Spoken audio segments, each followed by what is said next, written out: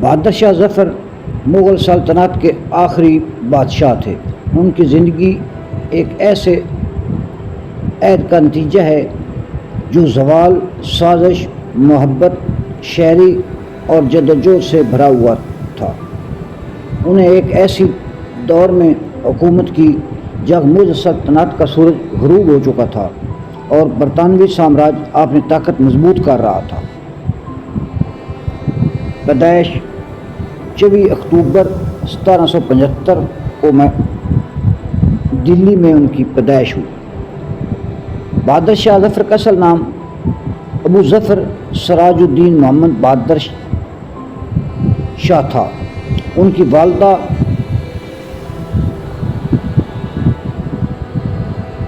لال by ایک راجپوت بیگم تھی۔ بہادر شاہ ظفر اپنی ابتدائی تعلیم دلی سے معروف عالم سے حاصل کی۔ انہیں فارسی، اردو، عربی، اسلامی علوم پر عبور حاصل تھا۔ وہ بچپن سے ہی حساس طبیعت اور ادب سے لگاؤ رکھنے والے انسان تھے۔ جب ان کی والد اکبر شاہ ثانی کا انتقال ہوا تو ان کی بیٹوں میں تخت کے لیے رسم کشی ہوئی۔ بالآخر بہادر شاہ ظفر تخت نشین ہوئے، لیکن ان کی حکومت صرف دلی اور اس کے آس پاس تک محدود تھی۔ اصل اقتدار انگریزوں کے ہاتھ میں تھا۔ مغل سلطنت صرف نام کی رہ گئی تھی۔ بہادر شاہ ظفر کے پاس اصل اختیار نہیں تھے۔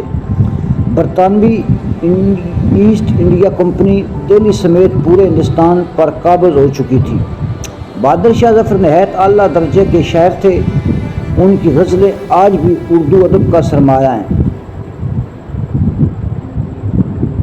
ہندوستان نے انگریزوں کے خلاف پہلا بغاوت اقدام کیا۔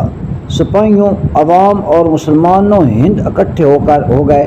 بہادر شاہ ظفر کو علامتی طور پر اس بغاوت کا سربراہ بنایا۔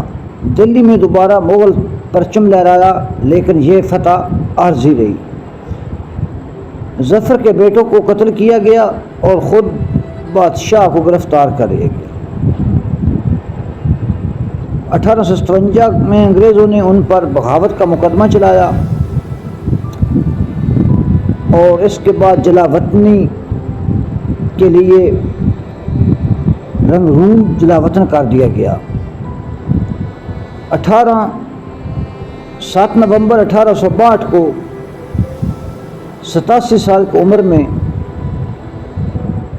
آپ بیماری اور دکھوں سے بھری زندگی اس دنیا سے رخصت ہو گئے۔ بہادر شاہ ظفر کو آج بھی آزادی سے پہلے سپاہی اور شاعری کے منفرد شاعر کے طور پر جانا جاتا ہے۔ ان کی قبر آج بھی برما میں موجود ہے، جہاں زائرین ان کے عقیدت کے ساتھ ملنے آتے ہیں۔ کئی کتابیں، ڈرامے اور فلمیں ان کی زندگی پر بنی۔ بہادر شاہ ظفر کی زندگی ایک شکست خور بادشاہ نہیں بلکہ ایک احساس والے انسان، ایک عظیم شاعر اور ایک مجاہد کی کہانی ہے۔ ان کی شخصیت آج بھی آزادی، ادب اور قربانی کی علامت بنی ہوئی ہے۔ جن کو ویڈیو اچھی لگے وہ شیئر، لائک اور سبسکرائب کریں۔